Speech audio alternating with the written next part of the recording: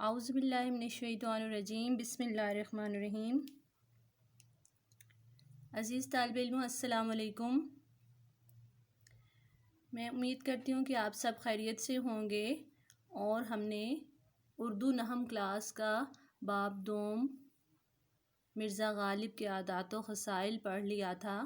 آپ نے یقیناً اس کو اچھے طور پہ یاد بھی کر لیا ہوگا، اور جو کام اس کا میں نے آپ کو لکھنے کا بتایا تھا وہ بھی آپ نے لکھ لیا ہوگا۔ اور اب آپ سے مرزا غالب کے متعلق کوئی بھی سوال کیا جائے گا تو آپ اس کا بہت ہی اچھے طریقے سے صحیح جواب دے پائیں گے۔ آج ہم باب 3 کاہلی شروع کر رہے ہیں۔ کاہلی کا معنی ہے سستی، محنت نہ کرنا اور آرام طلبی کرنا، اور اس کے مصنف کا نام ہے سر سید احمد خان۔ تو اس سبق کو شروع کرنے سے پہلے میں ضروری سمجھتی ہوں کہ آپ کو سب سے پہلے سر سید احمد خان صاحب کی حیاتی زندگی کے بارے میں جو اہم معلومات دی گئی ہیں اس کو سیکھ لینا بہت ضروری ہے۔ تو پہلے ہم صفحہ نمبر 14 پر سر سید احمد خان کی حیات زندگی کے بارے میں جو لکھا ہے ہم اس کو پڑھتے ہیں۔ 1817 سے 1898 ان کا عرصہ حیات رہا ہے۔ سر سید کے مورث اعلیٰ جد امجد کو کہتے ہیں۔ شاہ جہاں کے عہد میں ہندوستان آئے تھے، مغلیہ دربار کے بڑے عہدوں پر فائز رہے۔ سر سید نے رواج زمانہ کے مطابق تعلیم پائی۔ رواج زمانہ دستور کے مطابق سب سے پہلے عدالت میں بطور سررشتہ دار کام کیا۔ سررشتہ دار سے مراد میر منشی کے طور پہ۔ پھر ترقی کر کے منصف ہو گئے۔ سرکاری ملازمت کے باوجود سر سید مسلمانان ہند کی اصلاح کے لیے برابر کوشاں رہے۔ انہوں نے پہلے ایک انگریزی اسکول مراد آباد اور غازی آباد میں کھولا۔ 1875 میں علی گڑھ کالج کی بنیاد رکھی، جو بعد ازاں ہندی مسلمانوں کا سب سے اہم تعلیمی، سیاسی اور ادبی مرکز قرار پایا۔ انگریزی سے اردو میں ترجمے کے لیے سائنٹیفک سوسائٹی قائم کی۔ 1870 میں علمی اور ادبی رسالہ تہذیب الاخلاق جاری کیا۔ اس رسالے کی پروردہ نسل نے ہماری اجتماعی زندگی پر گہرے اثرات ڈالے۔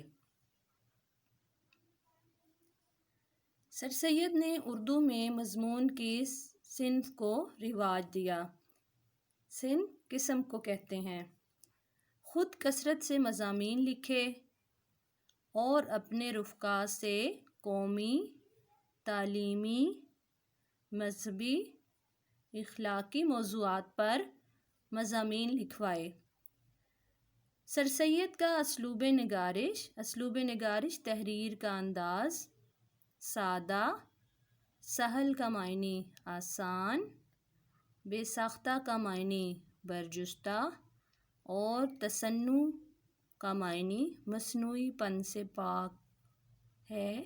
بابائے اردو ڈاکٹر مولوی عبدالحق کا کہنا ہے، من جملہ بے شمار احسانات کے جو سر سید نے ہماری قوم پر کیے، ان کا بہت بڑا احسان اردو زبان پر ہے۔ انہوں نے زبان کو پستی سے نکالا، انداز بیان میں سادگی کے ساتھ وسعت پیدا کی، سنجیدہ مضامین کا ڈول ڈالا، بنیاد رکھی، جدید علوم کے ترجمے کرائے، بے غرض تنقید اور روشن خیالی صحیح انداز فکر کو کہتے ہیں سے اردو ادب میں انقلاب پیدا کیا۔ سر سید ایک بڑے مصلح کا معنی اصلاح کرنے والے اور معمار قوم کی تعمیر کرنے والے ہونے کے علاوہ اعلیٰ درجے کے مصنف بھی تھے۔ انہوں نے چھوٹی بڑی 30 سے زائد کتابیں لکھیں، تقریریں، خطوط اور مضامین کے مجموعے ان کے علاوہ ہیں۔ ان کی اہم تصانیف میں آثار السنادید، رسالہ اسباب بغاوت ہند، تبین الکلام، خطبات احمدیہ اور تفسیر قرآن شامل ہیں۔ تو یہاں پہ ہم نے سر سید احمد خان کی زندگی کے حوالے سے بہت سی اہم اور مفید معلومات کو ہم نے جانا، اور آپ نے اس کو اپنے ذہن نشین کر لینا ہے تاکہ پیپر میں اگر کوئی ایسا سوال کیا جائے اس سے متعلق تو آپ اس کا جواب فوراً سے دے سکیں۔ آپ صفحہ نمبر 15 پہ آ جائیں۔ صفحہ نمبر 15 کو ہم یہاں مقاصد تدریس سے شروع کرتے ہیں۔ طلبہ کو لفظ کاہلی کے لفظی اور اصطلاحی معنی سے متعارف کروانا۔ لفظی معنی یہ تھے جو میں نے ابھی بتائے ہیں، اور اصطلاحی معنی ابھی ہم آگے پڑھیں گے۔ اردو مضمون نویسی کے ابتدائی اسلوب سے آگاہ کرنا، سر سید احمد خان کی تحریروں میں موجود مقصدیت سے روشناس پہچان کروانا، امت مسلمہ کے زوال کے ایک اہم سبب سے آگاہ کرنا۔ تو یہاں پہ جو ایک اہم سبب ہے اب ہم یہ سبق پڑھ کے جانیں گے کہ وہ کون سا سبب ہے۔ یہ ایک ایسا لفظ ہے جس کے معنی سمجھنے میں لوگ غلطی کرتے ہیں۔ تو یہاں آپ کے ذہن میں یہ سوال آئے گا کہ کون سا ایسا لفظ؟ تو یہ بات کاہلی کی ہو رہی ہے، تو کہ کاہلی ایک ایسا لفظ ہے جس کے معنی سمجھنے میں لوگ غلطی کرتے ہیں۔ لوگ یہ سمجھتے ہیں کہ ہاتھ پاؤں سے محنت نہ کرنا، کام کاج محنت مزدوری میں چستی نہ کرنا یعنی پھرتی سے کام نہ کرنا، اٹھنے بیٹھنے چلنے پھرنے میں سستی کرنا کاہلی ہے، مگر یہ خیال نہیں کرتے کہ دلی کوا کو بیکار چھوڑ دینا سب سے بڑی کاہلی ہے۔ یہ دلی دل سے نکلا ہے، اور کوا سے مراد دل کی قوتیں، دل کی طاقتیں، کہ ان کو بیکار چھوڑ دینا، فضول چھوڑ دینا، کام میں نہ لانا، تو یہ سب سے بڑی کاہلی ہے۔ ہاتھ پاؤں کی محنت، اوقات بسر کرنے، وقت کاٹنا اور روٹی کما کر کھانے کے لیے نہایت ضروری ہے۔ روٹی پیدا کرنا اور پیٹ بھرنا ایک ایسی چیز ہے کہ بامجبوری اس کے لیے محنت کی جاتی ہے اور ہاتھ پاؤں کی کاہلی چھوڑی جاتی ہے۔ اور اسی لیے ہم دیکھتے ہیں کہ محنت مزدوری کرنے والے لوگ اور وہ جو کہ اپنی روزانہ محنت سے اپنی بسر اوقات گزر بسر کا سامان مہیا کرتے ہیں، بہت کم کاہل ہوتے ہیں۔ محنت کرنا اور سخت کاموں میں ہر روز لگے رہنا گویا ان کی طبیعت ثانی ہو جاتی ہے، طبیعت ثانی پختہ عادت ہو جانا۔ مگر جن لوگوں کو ان باتوں کی حاجت نہیں، حاجت ضرورت کو کہتے ہیں، حاجت نہیں ہے، وہ اپنے دلی کوا کو بیکار چھوڑ کر بڑے کاہل اور بالکل حیوان صفت ہو جاتے ہیں، حیوان صفت جانوروں جیسی خصوصیات رکھنے والے ہو جاتے ہیں۔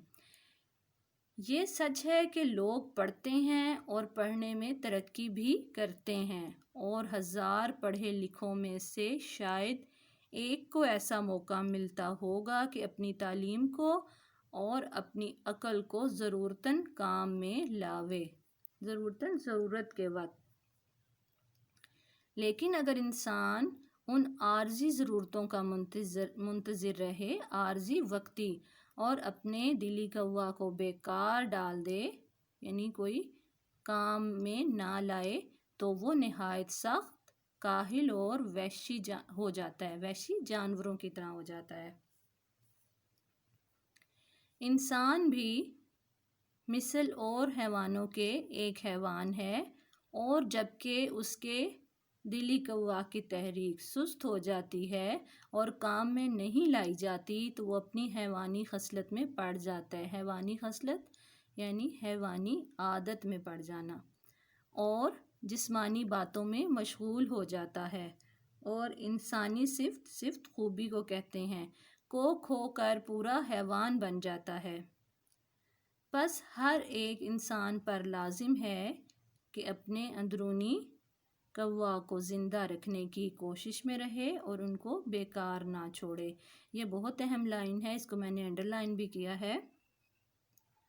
یہاں پہ کیا بتایا گیا ہے کہ انسان پر لازم ہے، یعنی انسان کے لیے ضروری ہے کہ وہ اپنی اندرونی قوا یعنی قوتوں کو زندہ رکھے، زندہ رکھنے کی کوشش میں مسلسل لگا رہے اور ان کو بیکار نہ چھوڑے۔